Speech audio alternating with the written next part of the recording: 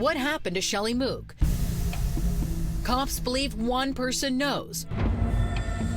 Her ex-husband, Tyler. He's been named a person of interest, but made it clear at a custody hearing he's not talking. On advice of counsel, I respectfully decline to answer on the grounds of the Fifth Amendment. And now he's gone. Tennessee is in his rear-view mirror. Tyler's moved to Florida, looking to start a new life. He buys a fast boat and has a hot new girlfriend, 25-year-old Robin Dunneth, who also has a young daughter. What attracted you to Tyler? He was good looking and said all the right things. Robin says she didn't know anything about Tyler Mook's past in Tennessee. In truth, for a while, she didn't even know his real name. I saw a name on the side of his boat, Mook Racing, and I asked him what that meant, and he said, "That's my last name." And I said, "Well, I thought you said your last name was Cook." And he said, "No, I was just joking, it's Mook." But Robin isn't laughing. She searches Tyler Mook online, and her eyes are opened wide. Didn't really know what to do. I kind of freaked out. She talks to her mother, who has a quick response. What did your mom say? You need to get away from him very fast, as easy as you can. And she lets Tyler Mook know what she knows, but he wants to explain, and she agrees to meet him at a local bar. And what's the first thing he says to you? Don't believe it, And what types of things was he telling you? that none of it's true. And he was a smooth talker. And Robin takes Tyler's sob story back to her mother. I just told her that I feel like he didn't do it. Did you think your relationship was heading towards marriage? Yes.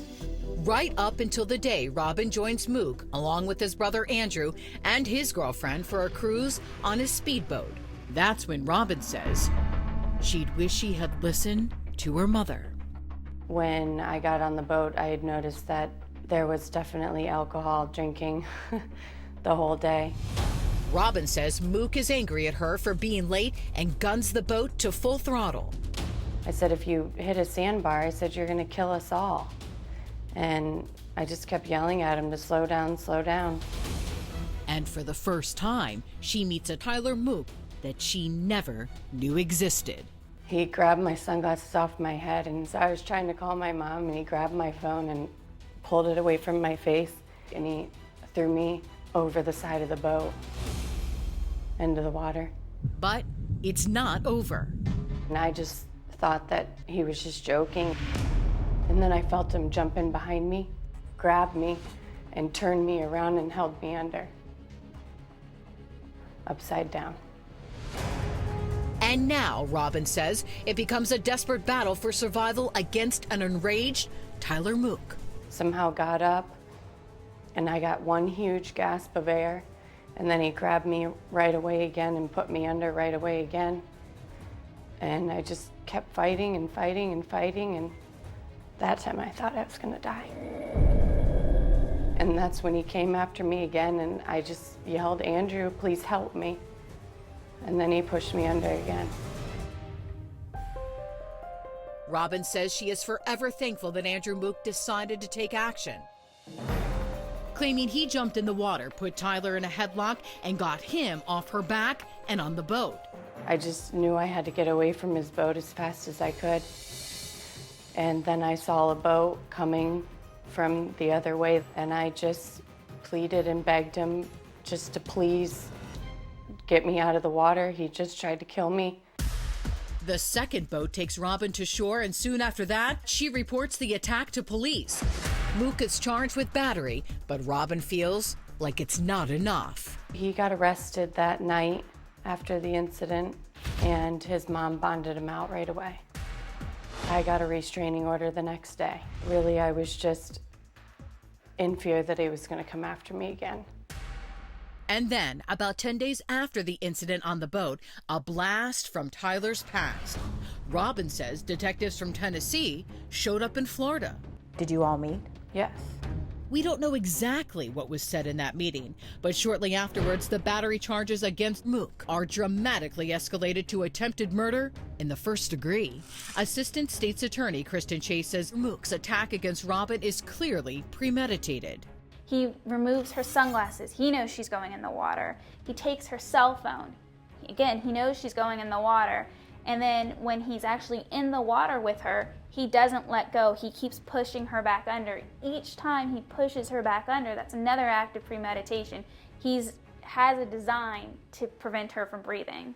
But getting a conviction in court could be a challenge. In the past, Mook's family has been solidly in his corner.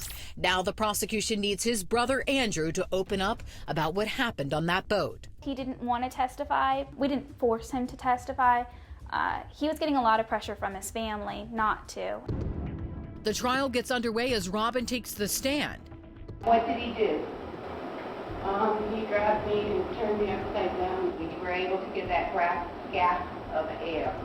He pushed me right back under again. And I was just pleading for him to just please let me go. Then it's Andrew's turn, and it's make or break time for the prosecution. Do you recall if she said anything when she came up? She yelled for me. She was upset. Was she screaming? She yelled for me. When she yelled for you, what did she say? Yelling. When she come up, he's trying to kill me.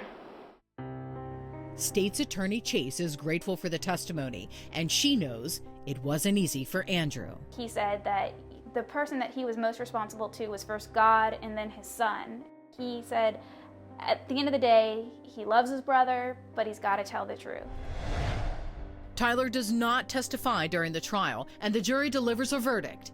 Guilty on the lesser charge of attempted second-degree murder. It's not what Chase was looking for, but she'll take it. Because their relationship was seemingly fine before this, to them it seemed more of an attempted second-degree murder, something that wasn't premeditated.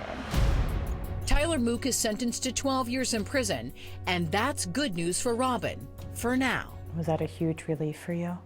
Yes. Is 12 years long enough? Do I think so? No.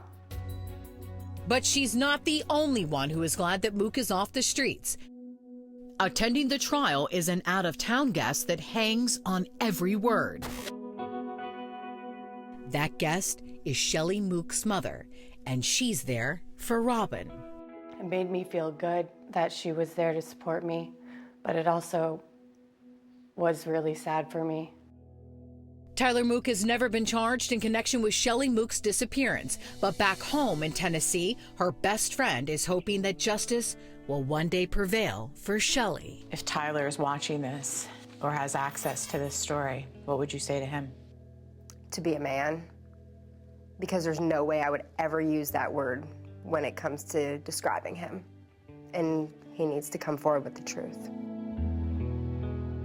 And while Tyler sits in prison, the search for what really happened to Shelley continues.